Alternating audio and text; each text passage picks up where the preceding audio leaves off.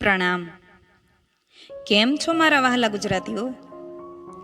આજકાલનો યુવા વર્ગ વિદેશ તરફ ખૂબ આકર્ષાયો છે. દરેક પરિવારોમાં કોઈક ને કોઈક તો વિદેશમાં વસવાટ કરતું જ હોય છે.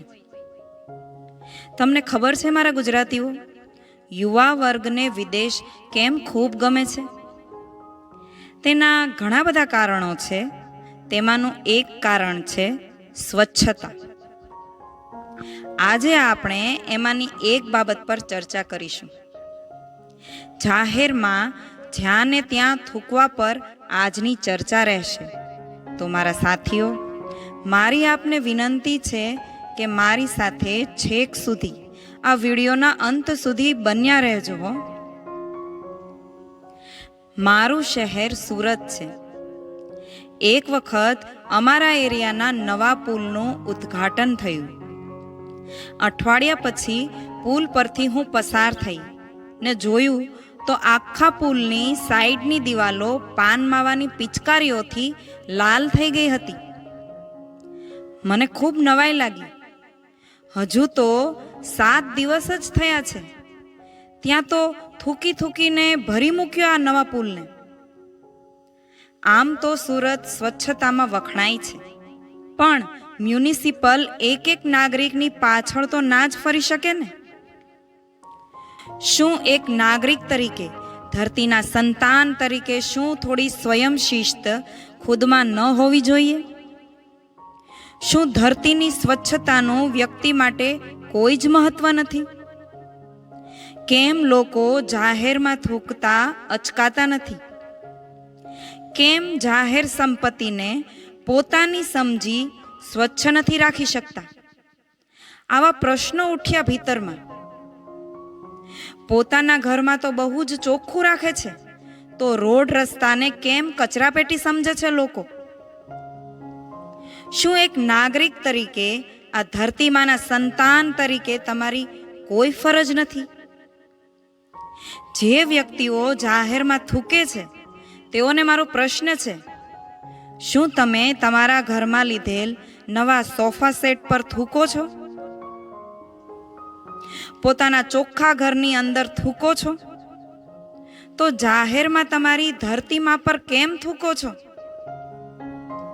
વિદેશમાં જાહેરમાં થૂકવું એ દંડનીય છે, અને વિદેશીઓમાં જાહેરમાં ન થૂકવું એવી સ્વયં શિસ્તતા પણ છે.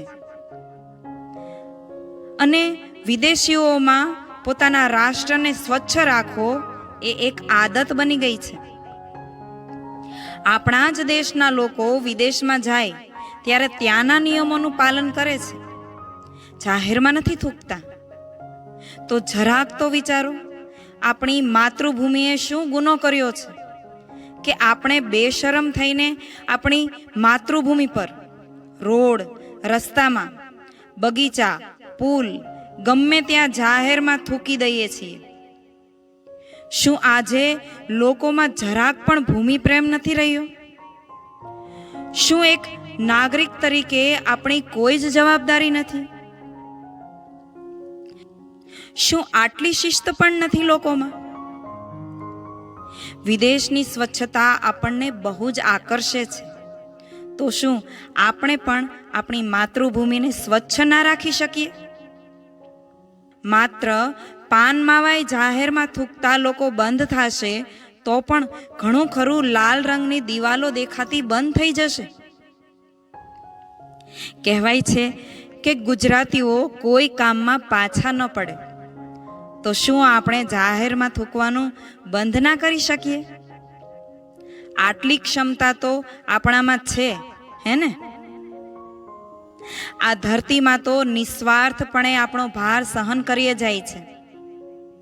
આપણે એમના સંતાનો જાહેરમાં ન થૂકીને એક તેના પર અહેસાન ન કરી શકીએ? તેનું ઋણ તો ચૂકવી શકીએ તેમ નથી, પરંતુ ફક્ત જાહેરમાં ન થૂકીને તેમનું માન જરૂર વધારીશું. આપણે બોર્ડર પર સૈનિકો બનીને રક્ષા કરવા નથી જઈ શકતા, પણ આપણી ધરતી માટે આટલું તો કરી જ શકીએ છીએ. અને એમાં ફાયદો પણ આપણો જ છે. રોડ રસ્તા સ્વચ્છ હશે તો થૂંકવાથી ફેલાતી બીમારીઓ પણ ઓછી થશે અને આપણું શહેર વિદેશ જેવું જ આકર્ષિત અને સુંદર દેખાશે.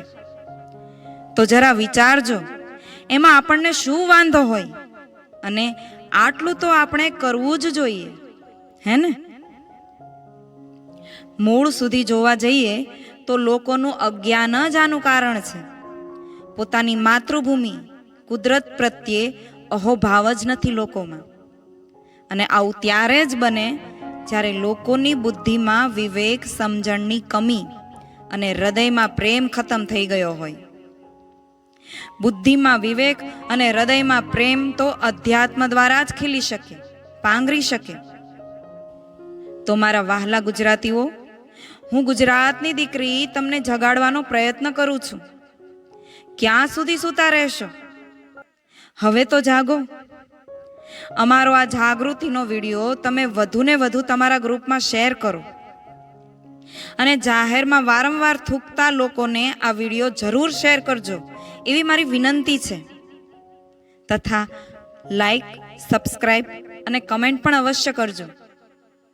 પ્રણામ.